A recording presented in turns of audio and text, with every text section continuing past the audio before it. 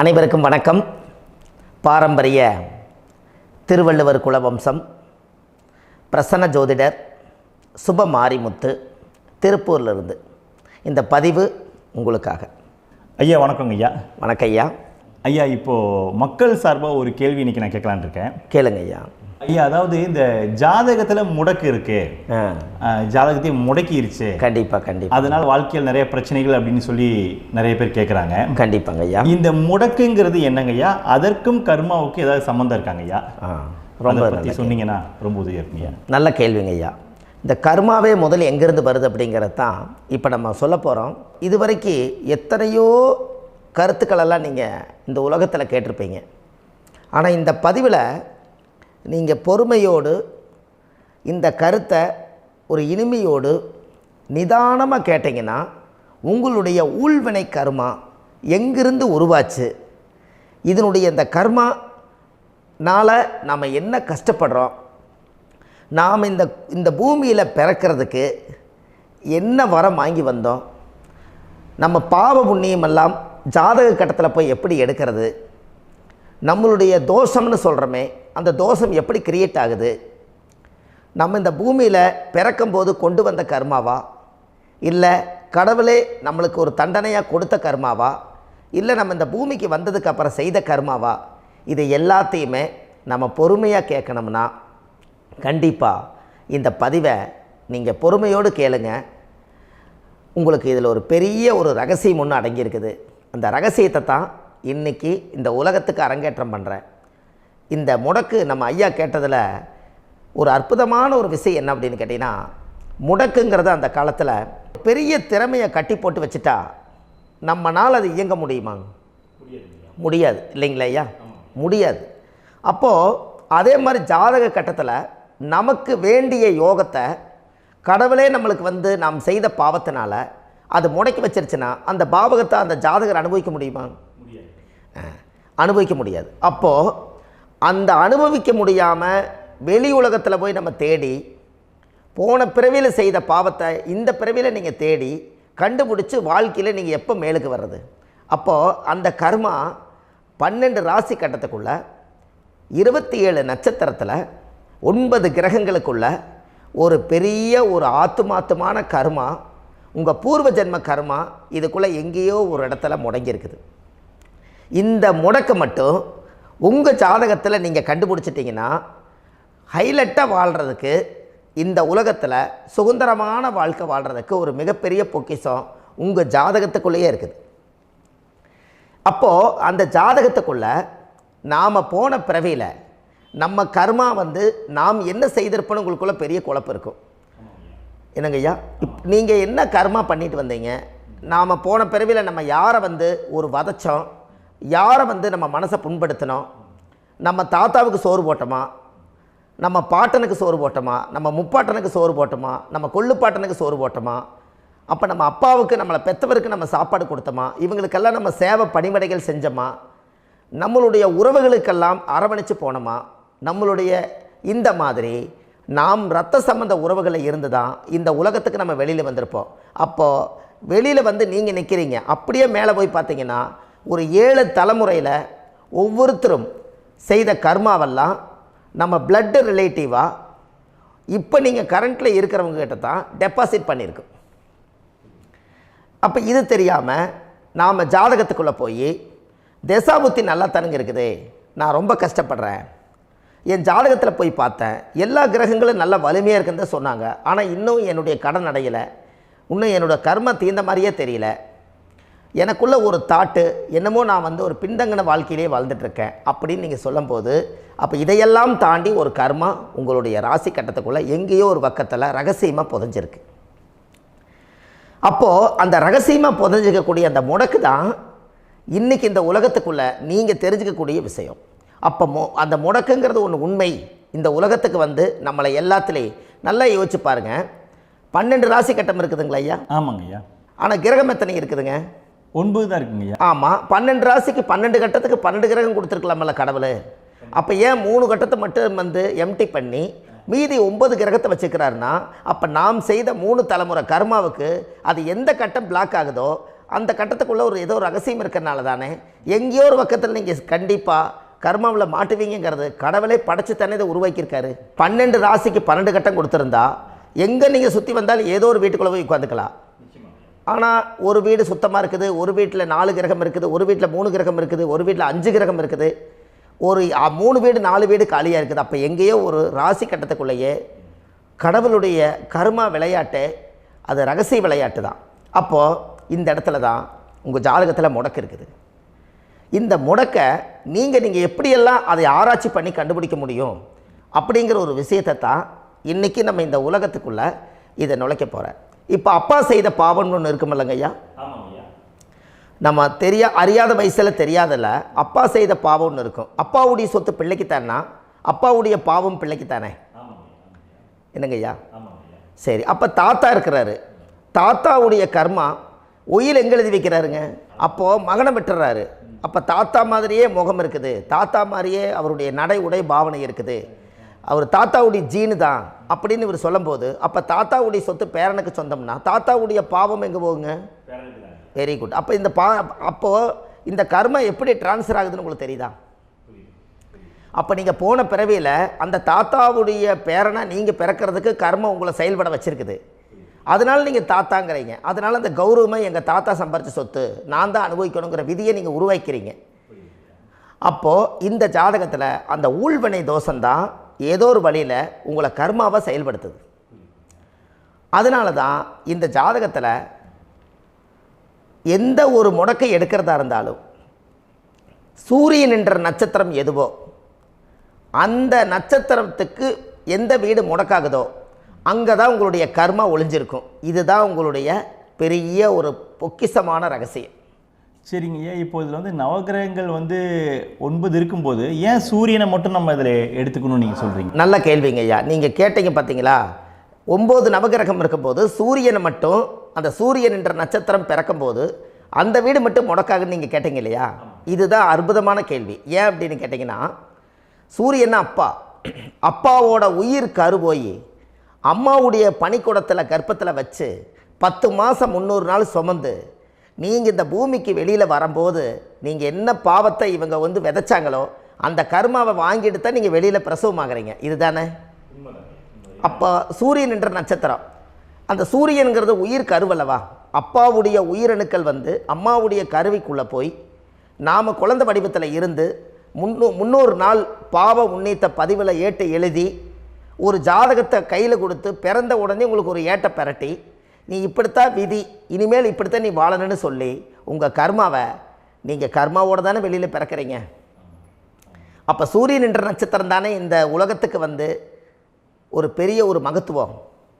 இப்போ பாருங்கள், விடிய வரைக்கும் நம்ம முழிச்சிட்ருக்குறோம், காலையில் சூரிய உதயமானால் அவங்கவுங்க செயல்படுறோம். மீதி எல்லா கிரகங்களுக்குமே வெளிச்சத்தை கொடுக்கக்கூடிய சக்தி சூரியனுடைய பிம்ப ஒளிக்குத்தானே உண்டு, என்னங்க ஐயா? அதனால தான் மேசத்து உச்ச வீடுன்னு சொல்லி மேசத்தை உச்சம்னு சொல்லி சூரிய உச்சத்தை அங்கே தான் வச்சாங்க. அப்போது அந்த காலச்சக்கரத்துக்கு 5ஆம் இடம் பூர்வ புண்ணியஸ்தானத்தில் போய் சிம்மத்தில் கொண்டு போய் சூரியனை ஆட்சி வீடுன்னு வச்சாங்க. அப்போது சூரியனில் இருந்து தான் அந்த மையப்புள்ளி உருவாகுது. அப்போ உங்களுடைய ஜாதகத்தில் அந்த சூரியனாகப்பட்டவர் பிறக்கும்போது நீங்கள் உங்கள் ஜாதகத்தை நீங்கள் எடுத்துக்கங்க ஐயா.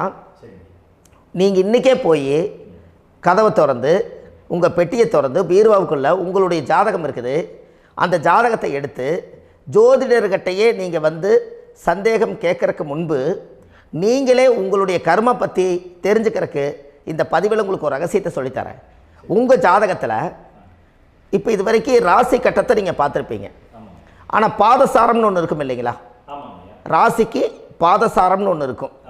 சூரியன் என்ன நட்சத்திரத்தில் இருக்குது, சந்திரன் என்ன நட்சத்திரத்தில் இருக்குது, செவ்வாய் என்ன நட்சத்திரத்தில் இருக்குது, புதன் என்ன நட்சத்திர காலில் நிற்குது, இதெல்லாமே அந்த சாரம் இல்லாத ஜோதிடம் சோரம் போய்விடும். அதனால் அந்த சாரத்தில் நிற்கிது பார்த்தீங்களா கிரகம், அதில் இப்போ நீங்கள் உங்களுடைய ராசி கட்டத்தை ஓப்பன் பண்ணுங்கள். இதில் ராசி கட்டத்தில் சூரியன் என்ற நட்சத்திரம்னு ஒன்று இருக்கும் இல்லைங்களா? அது எதுவாக வேணாலும் இருந்துட்டு போட்டோம். அந்த நட்சத்திரம் தான் நீங்கள் பிறக்கும்போது தாயுடைய கருவறைக்குள்ள கரு உருவான நட்சத்திரமே அதுதான். புரிஞ்சுங்களா ஐயா? பிறக்கும்போது நீங்கள் அந்த கருவுடைய நட்சத்திரம் அப்பா வந்து கருவை உருவாக்கி கர்மாவை விதைச்சது அந்த சூரியன் என்ற நட்சத்திரம் தான். அந்த வீட்டுக்கு தான் இந்த ராசி கட்டத்தில் உங்களுக்கு முடக்கு உருவாகுது. புரிஞ்சுங்களா ஐயா? அப்போது ஒரு ஜாதகத்தில் சூரியன் என்ற நட்சத்திரம் எதுவோ அதுதான் உங்களுடைய கர்மா நட்சத்திரம். இப்போ நம்ம பிறக்காதுக்கு முன்னாடி அப்பா கட்டத்தில் அந்த கர்மா டெபாசிட் ஆகிருக்கும். அதை ட்ரான்ஸ்ஃபர் எப்படி பண்ணுறாரு?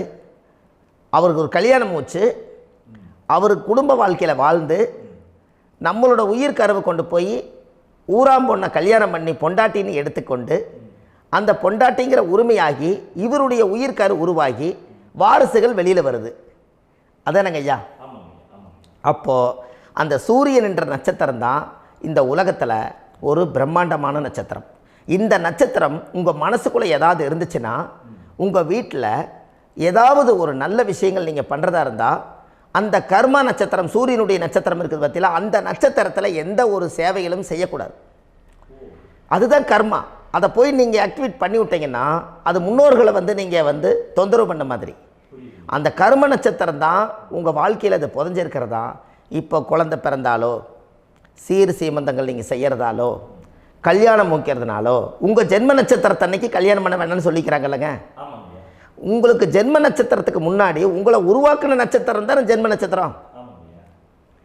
அப்போ சூரியன் என்ற நட்சத்திரம் அப்பாவுடைய ஜென்ம நட்சத்திரமாக அந்த ஊழ்வினை கர்மம் செயல்படுது. அப்போ அந்த முடக்கு யார் வழியில் வந்தது? முன்னோர்கள் வழியில் வந்தது. முன்னோர்கள் கட்டி வச்சது யாரைய? குலதெய்வத்தை. அப்போ அந்த குலதெய்வத்தை போய் சாமிக்கு போய் வீடு வாசல்லாம் வலித்து குலதெய்வத்தை போய் தேங்காய் பழம் பூ மாலை கல்கண்டு வாங்கி அர்ச்சனை பண்ணி ஒரு அன்னதானம் ஒன்று பண்ணிவிட்டு சாமிக்கு பொங்கல் வச்சு நைவேத்தியம் பண்ணிவிட்டு உங்கள் ஜாதகத்தை வச்சு பூஜை பண்ணிவிட்டு வாங்க. அதுக்கப்புறம் தான் உங்கள் கர்மாவை கண்டுபிடிக்கிறதுக்கு வழியே பிறக்கும். குலதெய்வத்தை வணங்காமல் கோவிந்தா கோவிந்தா என்று பல தெய்வத்தை வணங்கினாலும் பலனொன்றும் இல்லைன்னு அந்த காலத்தில் முன்னோர்கள் சொல்லி வச்சுக்கிறாங்களா இல்லைங்களா? அதனால் கண்டிப்பாக அதை கண்டுபிடிச்சி நீங்கள் அதுக்கு ஒரு நைவேத்தியம் பண்ணால் மட்டும்தான் முதல்ல உங்கள் 5ஆம் பாவம் முன்னோர்கள் அது வேலை செய்யும். குலதெய்வ ஆலயத்துக்கு போயிட்டு வாங்க. போயிட்டு வந்துட்டு இந்த கர்மவினை தோஷத்தை நிவர்த்தி பண்ணுறதுக்குண்டான சரியான பரிகாரத்தை நம்ம எடுப்போம்.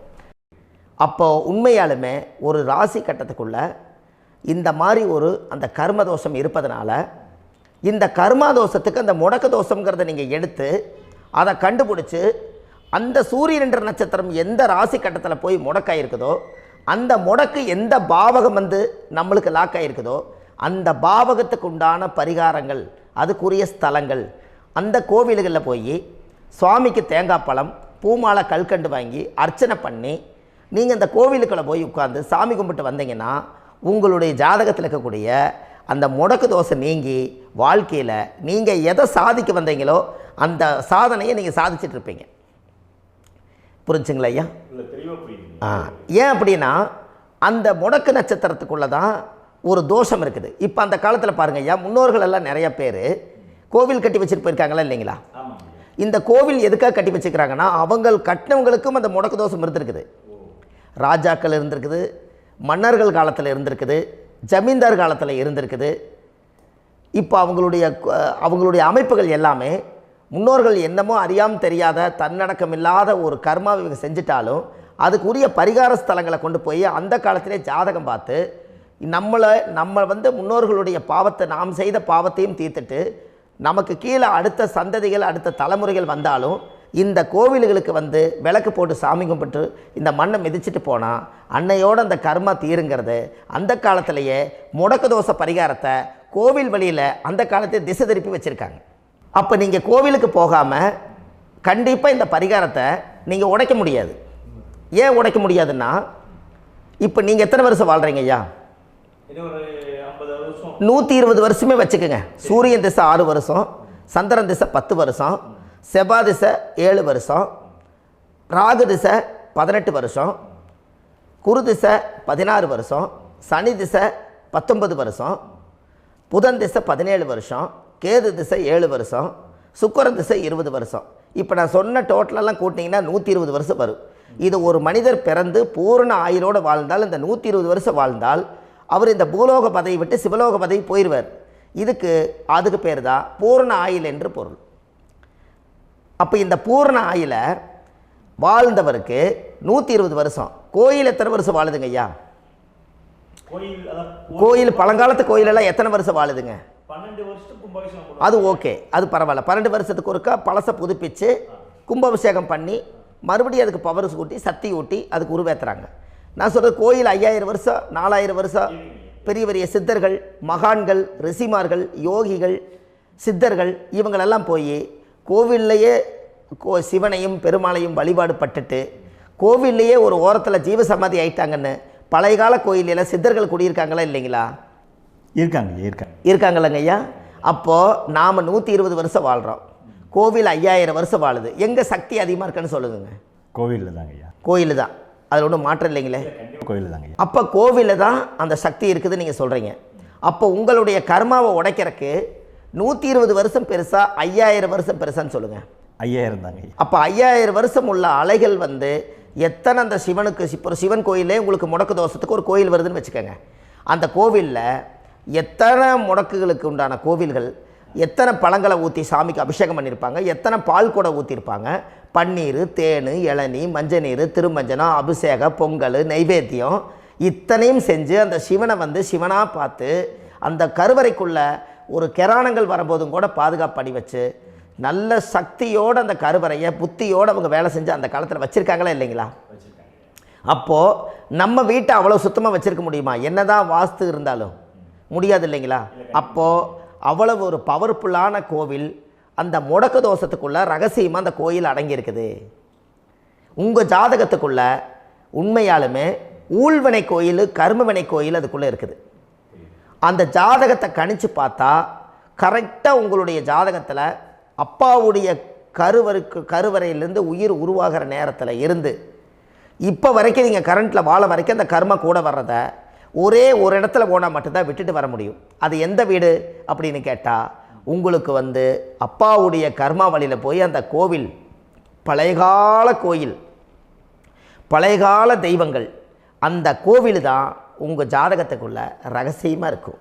அது ஏன் இந்த பதிவில் உங்களால் சொல்ல முடியாது அப்படின்னா, இந்த பதிவில் ஏன் உங்க சொல்ல முடியாதுன்னா உங்கள் ஜாதகம் தெரியாமல் என்ன கோயிலை நீங்கள் சொல்லுவீங்க? இப்போ பொதுவாக ஒரு நட்சத்திரத்துக்கு ஏதோ ஒரு கோவிலை அவங்க சொல்லி நீங்கள் போயிட்டு வர்றீங்கன்னு வச்சுக்கோங்க. ஆனால் அது வேலை செய்யலைன்னா நம்மளுக்கு என்னங்க இவ்வளோ கஷ்டப்பட்டு போய் அதை பலனடையிலேன்னு கேள்வி கேட்டக்கூடாது. உங்கள் ஜாதகத்தை நீங்கள் கொண்டாங்க, உங்கள் டேட் ஆஃப் பர்த் டயத்தை போட்டு ஜாதகத்தை கணிச்சு நீங்கள் சூரியன் என்ற நட்சத்திரத்துக்கு உங்களுடைய கர்மவினை கோவில் யார், உங்களுடைய முடக்கு யார், ஊழ்வனை தோஷத்துக்கு உண்டானவர் யார், தாய் வழி கர்மா யார், தந்தை வழி கர்மா எது, நீங்கள் பிறக்கும்போது வந்த கர்மா என்ன, இது எல்லாம் கணிக்காமல் பொதுவாக ஒரு கோயிலில் போய் நீங்கள் பாட்டுக்கு சாமி கும்பிட்டு வந்தால் பலன் எப்படி கிடைக்கும்? கண்டிப்பாக கிடைக்காதுங்க ஐயா. என்னங்க ஐயா? அது தெரிஞ்சு பண்ணாதான் சரியா? ஒரு டாக்டர்கிட்ட போகிறீங்க, என்னை அப்படியே ஸ்கேன் பண்ணி ஒரே ஒரு மாத்திரை கொடுங்கன்னு கேட்டால் டாக்டர் கொடுப்பாருங்களா?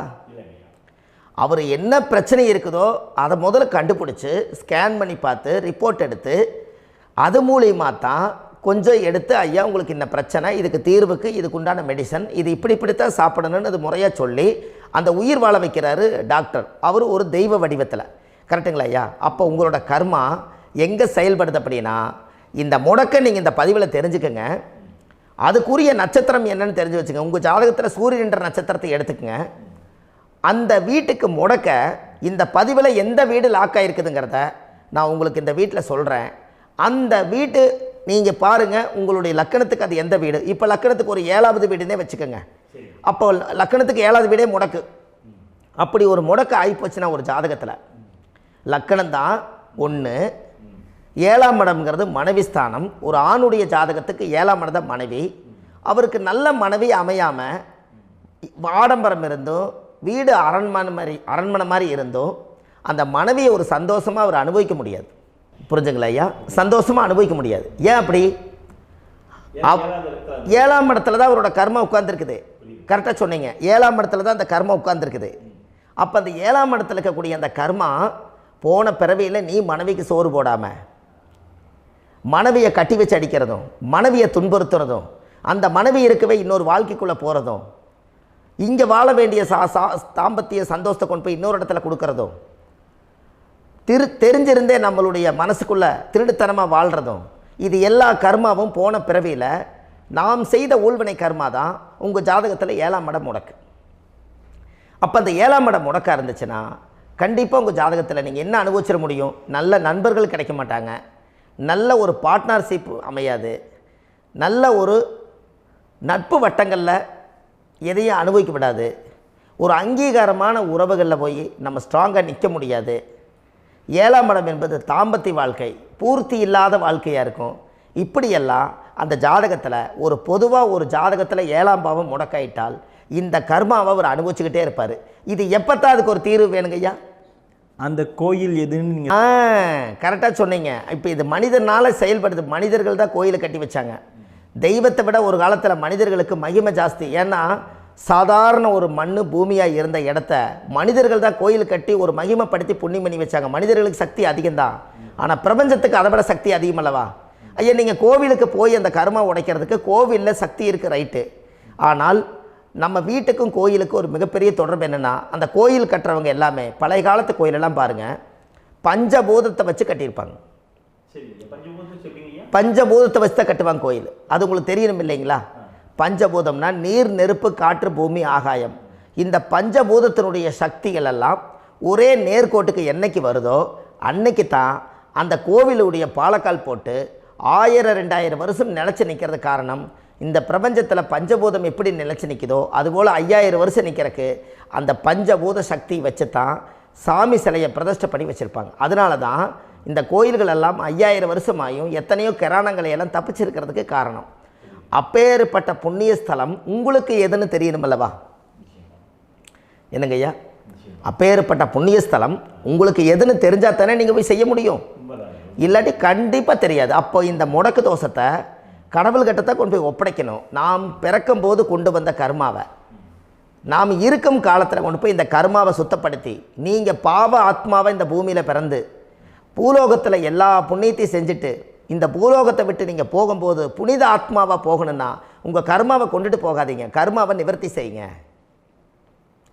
என்னங்க ஐயா? அப்போ கர்மாவை சுத்தப்படுத்துங்க. கர்மாவை சுத்தப்படுத்திட்டு உங்களுக்கு பிறக்கிற குழந்தைகளுக்கு அந்த கர்மாவை டிரான்ஸ்ஃபர் பண்ணாமல் உங்களோட நில் பண்ணுங்க. ஒரு உதாரணம் சொல்லட்டுங்களா ஐயா? ஒரு காந்தம் ஒன்று இருக்குது இல்லைங்களா? ஒரு காந்தம்ங்கிறது ஒரு தாத்தாவாக வச்சுக்கோங்க. ஒரு இரும்பை கொண்டு போய் வச்சா ஒட்டு மோட்டாதா? அப்போ ஒட்டுனோடனே காந்தம்ங்கிறது தாத்தா, அவருக்கு பிறந்த வாரிசுக்கு அந்த கர்ம டிரான்ஸ்ஃபர் ஆயிருமா? சரி, இன்னொரு இரும்பை கொண்டு போய் வைங்க, ஒட்டு மோட்டாதா? அப்போ அது பேரனுக்கு வைங்க, பேரனுக்கு வந்துருச்சு அந்த கர்மா. இன்னொரு இரும்பை கொண்டு போய் வைங்க, அந்த காந்தத்துக்கு நேர் இன்னொன்று வைங்க, ஒட்டு மோட்டாதா? அப்போ அதை கொண்டு போய் நம்ம கொள்ளு பேரனுக்கு வைங்க. இப்படியே டிரான்ஸ்ஃபர் ஆகி தலைமுறையாக இந்த கர்மா தொடர்ந்துக்கிட்டே இருக்குது. இந்த இடத்துல கொண்டு போய் காந்தத்துக்கு இரும்பு ஒட்டிகிட்டே இருக்குதுல்ல, இந்த இடத்துல ஒரு மரக்கட்டை செஞ்சு கொண்டு போய் கரெக்டாக வச்சுக்கினே போட்டுமா? அந்த மரக்கட்டையை கொண்டு போய் வைக்கிறவர் யார்? மரக்கட்டை வச்சுட்டு அடுத்த வாரிசு புனிதமாக பிறந்துட்டு அந்த மேலே இருக்கிற கர்மாலாம் இந்த அடுத்த இதுக்கு வராதில்ல. இதுதாங்க ஐயா கர்மா. தொடர்ந்து வரக்கூடிய கர்மாவை அதை நில் பண்ணணுங்கிறதுக்கு பேர் தான் இந்த உதாரணத்தை சொன்னவங்களுக்கு. அப்போ நாம் இந்த பூலோகத்தில் நம்ம ஒரு தாயுடைய கருவறையில் இருந்து தொப்புள் கொடி அறுக்கும் நேரம் நாம் என்ன கர்மாவை வாங்கி வந்திருந்தாலும் அதையெல்லாம் ஆராய்ச்சி செய்து ஜாதகத்தில் முழுமையாக கண்டுபிடிச்சி ஒரு காலம் இல்லைனாலும் ஒரு காலம் நம்ம நல்லா இருக்கிறதுக்காக, நம்ம வாரிசுகள் எல்லாம் நலமடைஞ்சு வளமடைஞ்சு வர்றதுக்காக இந்த கர்மா தோஷத்தை கரெக்டாக கண்டுபிடிச்சி சரியான கோவிலுக்கு போய் நீங்கள் கர்மாவை நிவர்த்தி பண்ணி அங்கே பூஜை புனஸ்தானங்கள், சகசரநாம பூஜைகள், ஓமங்கள், வழிபாடுகள் இதெல்லாம் நீங்கள் செஞ்சு உங்களுடைய பாவத்தை எல்லாம் கழித்து உங்கள் ஜாதகத்தவே யோகமாக மாற்ற முடியும். கண்டிப்பாக மாற்ற முடியும். ஏன்னா நம்ம யாரை நம்பி செய்கிறோம்? சரியான கடவுள்கிட்ட வழிகாமிக்க போகிறோம். அப்போ கடவுள் பொய்யாயிருவாரா? ஐயா நம்ம அதாவது அந்த காலத்தை சொல்லுவாங்க, சத்தியுள்ள சாமி கும்பிட்டு புத்தி உள்ள உள்ளே பெக்கணும்னு சொன்னாங்க. 16 வதபதன்னு பெக்கலை, எல்லாம் அறிவோடு பெற்றாங்க. அதனால் எல்லாமே தாய் தந்தைகள் பேச்சை கேட்டாங்க. அன்றைக்கி எல்லாருமே தாய் தந்தைகளுக்கு தூணாக நின்னாங்க. அப்போ அந்த காலத்தில் சத்தியுள்ள சாமி கும்பிட்டு புத்தி உள்ள உள்ளே பெக்கணும்னு சொல்லி அன்றைக்கி அறிவோடு பெற்று இந்த கர்மாவை ஆளுக்கு ஒரு கர்மாவை டிரான்ஸ்ஃபரை பிரித்து எல்லாரும் சுத்தப்படுத்தினாங்க. இன்றைக்கி நம்ம ஒரு குழந்தை 2 குழந்தை பெற்று வச்சுருக்கோம். அவங்களுக்கே இவ்வளவு கர்மா வந்துருச்சுன்னா இந்த குழந்தைகளுக்கு என்னைக்கு இந்த கர்மாவை போய் கண்டுபிடிச்சி நீங்கள் எப்போ சரி பண்ணுவீங்கன்னு. அப்போ இந்த வாழ்க்கையில் ஏதோ ஒரு பிரபஞ்ச சக்தி நம்மளை அறியாமல் என்னமோ ஒரு இயக்கத்தில் கொண்டு போய் விட்டுருச்சுங்களா? அப்போ இனிமேலாவது இந்த கர்மாவில் இருந்து கண்டிப்பாக நம்ம நிவர்த்தி ஆகணும்னு சொன்னால் இந்த முடக்கு தோஷத்தை யாரெல்லாம் கண்டுபிடிச்சி இந்த ஊழ்வினை கர்மாவில் இருந்து நாம் கருவறையில் சுமக்கும் போது 10 மாதம் நீங்களாம் என்னென்ன நினச்சிருப்பீங்க? அதாவது கருவறைக்குள்ள கருப்பாக ஒரு பிண்டம் இடப்பக்கம் கிடக்கையில் இந்த பூமிக்கு வரும்போது நீங்கள் என்னென்ன நினச்சிருப்பீங்க? இந்த பிறந்ததுக்கு அப்புறம் வந்து தான் அம்மா தெரியுது, அப்பா தெரியுது, தாத்தா தெரியுது, பாட்டி தெரியுது, இந்த உலகத்தில் கண்கொள்ளாத காட்சிகள் எல்லாம் தெரியுது, எல்லாம் தெரியுது. ஆனால் 10 மாதம் உங்கள் வாழ்க்கையில் நீங்கள் இருக்கும்போது நீங்கள் என்னென்னலாம் நினச்சி இந்த பதிவில் இறைவன் கொடுத்தாரோ அதையெல்லாம் அனுபவிக்கத்தான் வந்தீங்க. அதுக்கு இடையில இருக்கிறதான கர்மா. இந்த ஒரு விஷயம் உங்களுக்கு கிடச்சிருச்சுன்னா நீங்கள் எல்லாருமே ராஜயோகமாக பிழைப்பீங்கள்ல. இதில் ஏழை பணக்கார யாரையுமே சொல்ல வரல. அவங்க பிறக்கும்போது புண்ணியத்தை பொறுத்து தான் போன ஜென்மத்தில் நம்ம என்ன புண்ணியங்கள் பண்ணி வச்சோமோ அந்த புண்ணியத்தில் இன்றைக்கி நல்லா வாழ்கிறாங்க. ஒருத்தர் கேட்டார், என் ஜாதகத்தில்ங்க எங்கூட படித்தவர் இடம் வாங்கிட்டார், வீடு வாசல் கட்டிட்டார், தொழில் பண்ணிட்டார், நல்லா இருக்கார், ஆனால் நான் இன்னும் அப்படியே தான் இருக்கிறேங்கன்னு ஒருத்தர் கேட்டார். அதுக்கு ஒரு கருத்து என்னென்னா, டேட் ஆஃப் பர்த் ஒன்று தான், டைம் ஒன்று தானே வச்சுக்கோங்க. அவங்க அப்பா செஞ்ச புண்ணியம் வேறு, நீங்கள் செஞ்ச பாவங்கள் வேறு. அவர் செஞ்ச புண்ணியத்தினால அவருக்கு எல்லாமே முன்னாடி கிடைக்கிது. நீ கர்மாவெல்லாம் கழிச்சிட்டீங்கன்னா பின்னாடி கிடைக்க போகுது. இதில் மற்றவங்களை பற்றி வேற்றுமையாக நினைக்கிறதுல எந்த ஒரு இதுவுமே இல்லை. அப்போ ஒருத்தர் பார்த்து ஒருத்தர் வாழ வேண்டாம். உங்களுடைய சுய அறிவை வச்சு இந்த பூலோகத்தில் இந்த பூமியில் நீங்கள் 4 தெரிஞ்சு நல்ல விதமாக கற்றுக்கிட்டு இந்த உலகத்தில் சிறப்பாக வாழ கற்றுக்குங்க. அதுக்கு அந்த ஊழ்வினை தோஷத்தை கண்டுபிடிங்க. உங்களுக்குன்னு ஒரு முடக்கு இருக்குதுங்கிறத இன்றைக்கி நீங்கள் எழுதி வைங்க. அதை எப்படியாவது கண்டுபிடிங்க, அதை தேடுங்க. ஒரு முறை நீங்கள் ஜாதகத்தை கொண்டு வாங்க. அந்த ஜாதகத்தை கொண்டு வந்து உங்கள் பாவகத்தில் எத்தனாம் பாவம் முடக்காயிருக்குதுன்னு பாருங்கள். அந்த பாவகம் முடக்காயிருச்சுன்னா உங்கள் வாழ்க்கையில் அதிலிருந்து உங்களால் வெளியில் வரவே முடியாது, கண்டிப்பாக வர முடியாது. அதை நீங்கள் கண்டுபிடிச்சா மட்டும்தான் நீங்கள் மேலே வர முடியும். ஏன்னா நிறைய பரிகாரங்கள், பூஜைகள், யாகங்கள், ஓமங்கள் எல்லாம் செய்து வச்சும் கூட அந்த கர்மவினைக்கு உண்டான கோவிலுக்கு போய் அந்த 5000 வருஷ பழமை வாய்ந்த தெய்வத்துக்கிட்ட போய் நீங்கள் முறையிட்டு விளக்கு போட்டு உங்கள் கர்மத்தை எல்லாம் நான் நீ தான் தீர்த்து கொடுக்கணும்னு சொல்லி நம்பிக்கையோடு நீங்கள் போய் அந்த சரணாகதி அடையிறீங்க பாருங்கள், அங்கே தான் உங்கள் கர்மாவை எடுத்து விடுறாரு. அப்போ இந்த ரகசியம் உங்களுக்கு வேணுமல்லவா? அப்போ உங்கள் ஜாதகத்தில் எங்கே முடங்கி அதுக்குரிய கோவில்கள் எல்லாம் என்ன, அதுக்கு தான பரிகாரம் என்ன, அதுக்கு நீர் பரிகாரம் என்ன, யாத்திரை பரிகாரங்கள் என்ன, நீங்கள் வீட்டில் இருந்தே செயல்படுத்தக்கூடிய பரிகாரங்கள் என்ன, பரிகாரம் கோவிலுக்கு போய்த்தான் நடக்குமா, இல்லை நாம் வீட்டில் வச்சு வணங்குறதுனால நடக்குமா, நாம் செய்யக்கூடிய தர்ம பரிகாரங்கள் என்ன, தான பரிகாரங்கள் என்ன, இப்படி பல விதமாக இருக்கிறனால உங்கள் ஜாதகத்துக்கு எந்த மாதிரி பரிகாரம் கனெக்ட் ஆகுதுங்கிறது தெரியணும். இது தெரியாமல் கண்டிப்பாக உங்களால் செயல்படுத்துறது ரொம்ப கஷ்டம். இதனால் இதை நீங்கள் தெரிஞ்சுக்கணும்னா இப்போ நம்ம பாருங்கள், நீங்கள் அந்த தெரிஞ்சுக்கிட்டாலே உங்கள் வாழ்க்கையில் ஒரு டைம் தான் நீங்கள் தெரிஞ்சுக்க போகிறீங்க. உங்களுடைய கர்மா என்ன, நீங்கள் எங்கே செயல்பட்டு போயிட்டுருக்கிறீங்க, உங்கள் போகிற பாதை சரியா இல்லை அந்த பாதையில் முள்ளு கல் இருக்குதா, இது எல்லாம் உங்களுக்கு தெரியலனா இந்த முடக்கை கண்டுபிடிக்கக்கூடிய சக்தி வாய்ந்த இந்த கர்மாவை நிவர்த்தி பண்ணுறதுக்கு வழிகள் இருக்குது. அதனால் நீங்கள் கண்டிப்பாக இந்த முடக்கை தெரிஞ்சுக்கணும். இந்த முடக்கு ராசினா என்ன உண்மையாலுமே உங்கள் வாழ்க்கையில் நீங்கள் தெரிஞ்சு இனிமேல் உங்கள் வாழ்க்கையில் இதுவரையிலும் கர்மாவுக்குள்ளேயே கஷ்டப்பட்டீங்க, வழி தெரியாமல் கண்ணை கட்டி காட்டில் விட்ட மாதிரி இருந்தீங்க. இனி அப்படி இருக்க வேண்டாம்.